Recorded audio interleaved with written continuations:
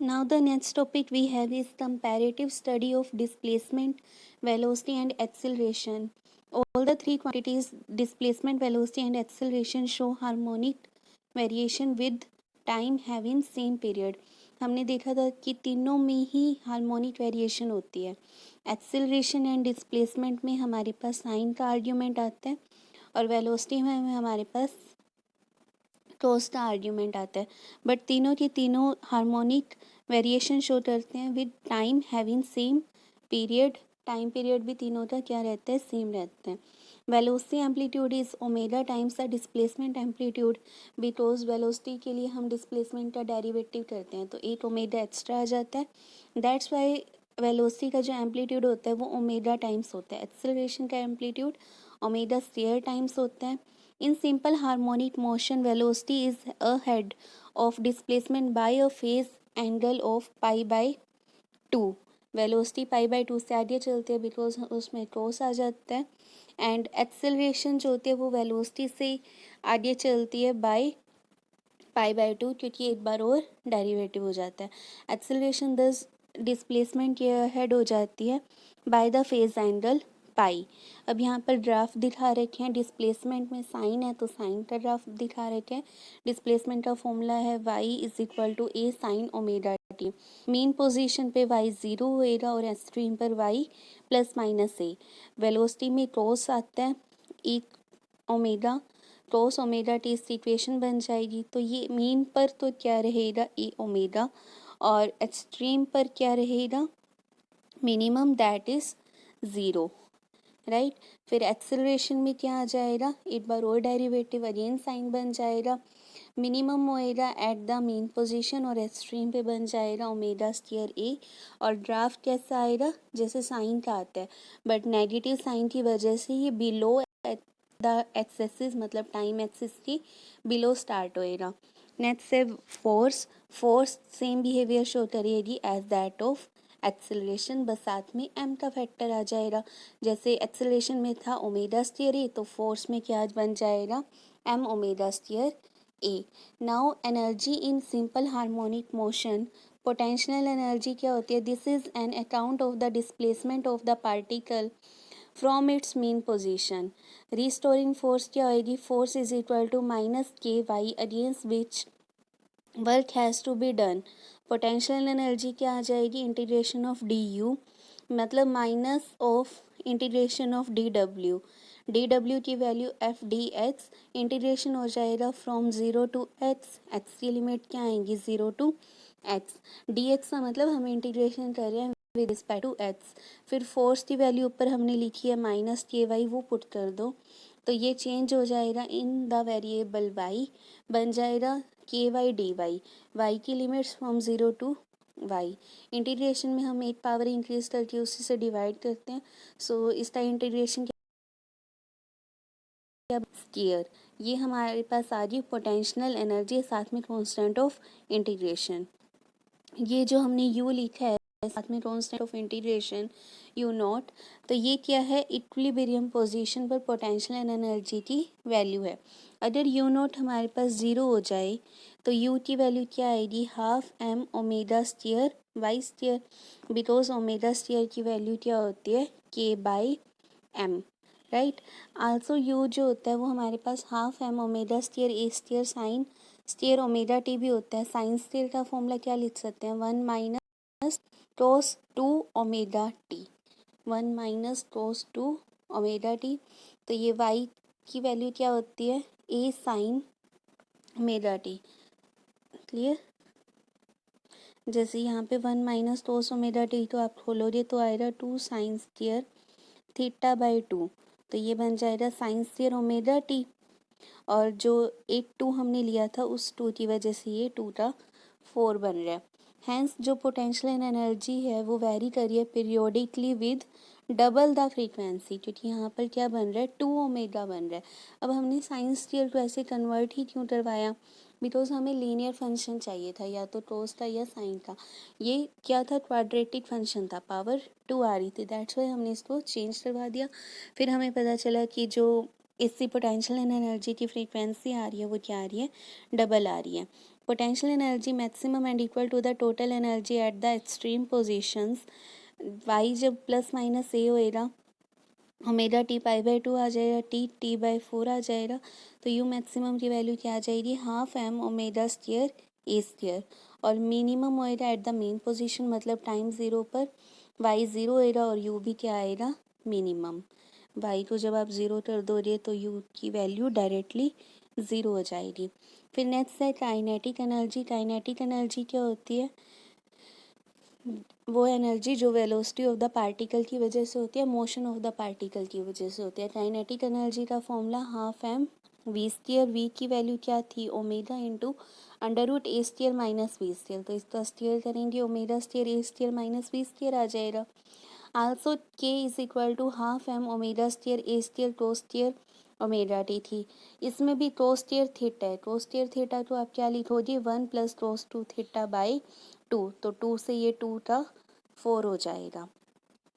As b is equal to A omega cos omega T थी। फिर हमारे पास square था, तो स्क्वायर हमने कभी भी नहीं रखना, उसको लीनियर में कन्वर्ट करवाना है।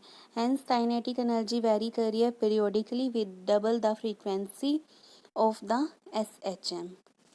क्लियर।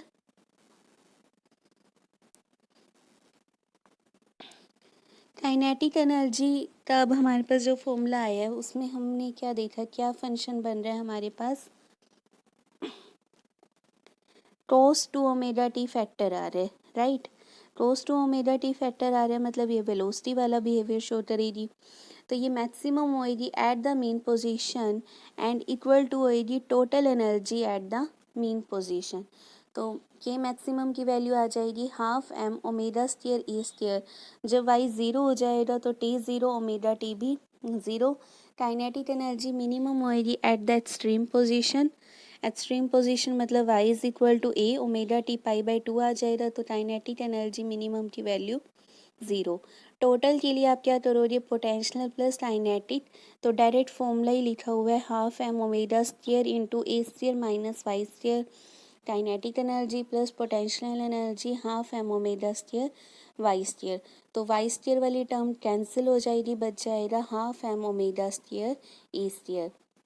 नेक्स्ट है energy position graph. Energy position graph में आपकी जो टोटल एनर्जी आ रही है वो कांस्टेंट आ रही है हाफ एम ओमेगा स्क्वायर ए स्क्वायर की, और जो पोटेंशियल और काइनेटिक है वो वेरी कर रही हैं बाय, क्योंकि उसमें वाई का फैक्टर आ रहा है। तो पोटेंशियल एनर्जी तो जो थी वो मैक्सिमम हो रही थी at y is equal to zero पर, तो ये यहाँ पर पोटेंशियल ये ग्राफ आएगा। काइनेटिक इसके अपोजिट, वो मीन पोजीशन पे ज़ीरो हो रही थी, तो उसका ग्राफ इस टाइप से बन जाएगा। Now next is average value of potential energy and kinetic energy. Average के लिए आप क्या करते हो, टोटल एनर्जी बाय में टोटल टाइम ले लो। टोटल एनर्जी के लिए हमने यू का इंटीग्रेशन करवा दिया with respect to d t, तो ये आ जाएगा 0 to t u d t upon t, t 0 to t half M omega square A square sine square omega t plus 5। इसको जब आप साइन स्क्वायर का इंटीग्रेशन करोगे और सॉल्व करके वैल्यूज़ पुट करना है, तो इसकी वैल्यू आएगी 1/4 एम ओमेगा स्क्वायर ए स्क्वायर। आपने एवरेज के लिए डायरेक्ट लर्न रखना है ये फॉर्मूला कि जब आप इस क्वांटिटी को इंटीग्रेट करवाओगे तो टोटल एनर्जी थी ना जैसे हाफ एम ओमेगा स्क्वायर ए स्क्वायर, तो उसका डिवाइड बाय 2 कर दो, आपके पास एवरेज आ जाएगी। ऐसे ही काइनेटिक एनर्जी की भी यही सेम वैल्यू आएगी। काइनेटिक एनर्जी और पोटेंशियल एनर्जी दोनों का बिहेवियर अलग अलग था, बट जब हम उनकी एवरेज निकालते हैं तो वो इक्वल आती है। कितनी आती है, टोटल एनर्जी बाय 2, और वैल्यू क्या आएगी, हाफ 1/4 एम ओमेगा स्क्वायर ए स्क्वायर।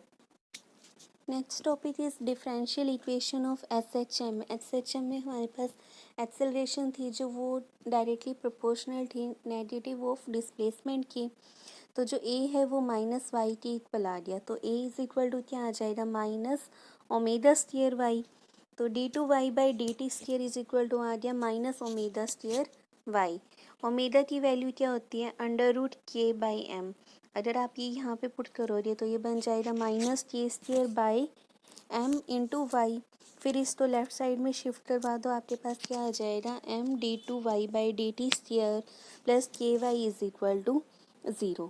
एंगुलर SHM के लिए आपके पास यहाँ पर जो फोर्स थी वो नेगेटिव ऑफ -x इक्वल थी ना लीनियर में, तो एंगुलर में फोर्स का प्लेस ले लेगी टॉर्क और डिस्प्लेसमेंट का ले लेगी एंगुलर डिस्प्लेसमेंट। तो टॉर्क की वैल्यू आ जाएगी -c थीटा और एंगुलर में y की जगह बस थीटा आ जाएगा, तो इक्वेशन बन जाएगी d2 θ/dt square plus omega square theta is equal to 0, right.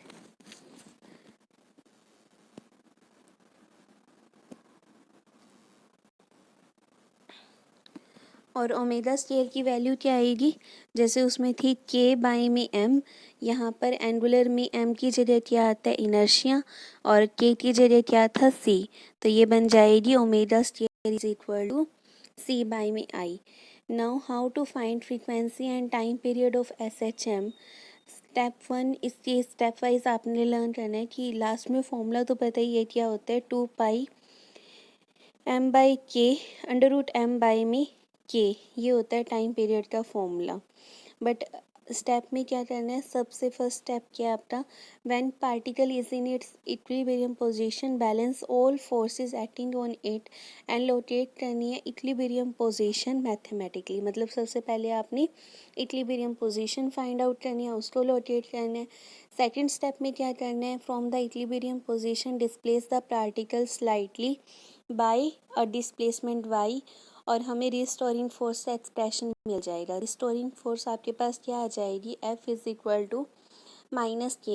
यहाँ पर हम नेगेटिव साइन लगाते हैं, क्यों, ये आपको पहले ही बताया था, बिकॉज डायरेक्शन ऑफ फोर्स है जो वो opposite to the direction of displacement है। ए की वैल्यू क्या होती है -ओमेगा स्क्वायर वाई, ओमेगा की वैल्यू √k/m, तो ए इज इक्वल टू क्या आ जाएगा -k/m इंटू वाई। फोर्थ में हमने फिर इसको हमने पहले ओमेगा की वैल्यू पता है तो हमने एक्सेलरेशन को वैसे बताया, बट पहले हमारे पास एक्सेलरेशन आते हैं, यहाँ से हम ओमेगा स्क्वायर निकालेंगे, वो आएगी k/m, तो ओमेगा आ जाएगा √k/m और लीनियर फ्रीक्वेंसी क्या आ जाएगी 1/2 pi √k/m। Now t is equal to 2 pi by omega, मतलब 2 पाई √m/k हो जाएगा, ओमेगा की वैल्यू √k/m। If different types of SHM the quantities m and k will go on taking different forms and names. तो m को हम generally बोल देते हैं इनर्शिया फैक्टर और k को क्या बोल देते हैं स्प्रिंग फैक्टर। तो t का फॉर्मूला बन जाएगा 2 पाई √ inertia factor upon spring factor. In linear SHM, the spring factor stands for the force per unit displacement. F is equal to -kh था, तो k की वैल्यू क्या आ जाएगी F/h, मतलब force per unit displacement and inertia for the mass of the body. Angular में k आ जाएगा restoring torque per unit angular displacement और इनर्शिया फैक्टर की जगह क्या आ जाएगा moment of inertia. Linear SHM के केस में 2 पाई टाइम पीरियड था, 2 पाई √m/m k, मतलब फोर्स बाय डिस्प्लेसमेंट। डिस्प्लेसमेंट को ऊपर ले जाओ तो आपके पास क्या आ जाएगी, फोर्स वगैरह नीचे ले आते हैं तो डिस्प्लेसमेंट बाय में एक्सेलरेशन बन जाएगा। ये भी एक फॉर्मूला है टाइम पीरियड के लिए। Next is simple pendulum. Simple pendulum क्या होता है, an ideal simple pendulum consist of a heavy point mass body जिसको हम सस्पेंड करते हैं फ्रॉम अ रिजिड स्पॉट और ये फ्री टू ऑसिलेट होता है about its mean position. Weight कहाँ ऐड करेगा, डाउनवर्ड। अब यहाँ पर देखो ऊपर एंगल थीटा है तो नीचे भी एंगल थीटा बन जाएगा। कैसे, ये वाला जो है आपके पास ये इसके परपेंडिकुलर है, देन इसके परपेंडिकुलर ये है, तो ये इसकी ट्रांसवर्स जब आप ड्रॉ करोगे ये एंगल थीटा है, इन दोनों के बीच में एंगल थीटा है, तो यहाँ से हमारे पास ये एंगल भी क्या बनेगा थीटा। फिर mg को जब आप डिवाइड करोगे तो इससे दो कंपोनेंट आएंगे, mg साइन थीटा और mg कोस थीटा। अब हमने क्या करना है, इसको थोड़ा सा डिस्प्लेस करवाना है, इसमें लीनियर डिस्प्लेसमेंट करवानी है फ्रॉम द मेन पोजीशन और उसको हमने इलेक्ट कर लिया दैट इज x। सो जो रीस्टोरिंग फोर्स आएगी वो क्या आएगी, minus m g sine theta के। जो इनवर्ट फोर्स बन रही थी वो एम जी साइन थीटा बन रही थी, और इनवर्ट फोर्स मतलब डिस्प्लेसमेंट के अपोजिट डायरेक्शन में फोर्स कौन सी होती है, रीस्टोरिंग फोर्स। तो ये बन गई minus m g sine theta अगर स्मॉल हो तो ये थीटा के इक्वल होता है, मतलब ये हो गया माइनस एम जी थीटा। फिर थीटा को आप लिख सकते हो एच बाई में एल, तो थीटा आ जाएगा एच बाई में एल, फोर्स बाई में एच क्या बन जाएगा, माइनस एम जी बाई में एल, मतलब के टी इक्वल स्प्रिंग फैक्टर के इक्वल। तो टाइम पीरियड के फॉर्मूले में पुट कर दो, 2 pi under root inertia factor by spring factor होता है टाइम पीरियड का फॉर्मूला। तो ये हो जाएगा 2 pi under root M by में M ji by L, 2 pi under root L by में जी। तो सिंपल पेंडुलम के केस में आपके पास टाइम पीरियड क्या आ गया, 2 pi under root L by में जी। ये फॉर्मूला आपने पहले भी पढ़ा होएगा, बट ये डिराइव ऐसे होता है। Clear. Next we have factor affecting the time period of simple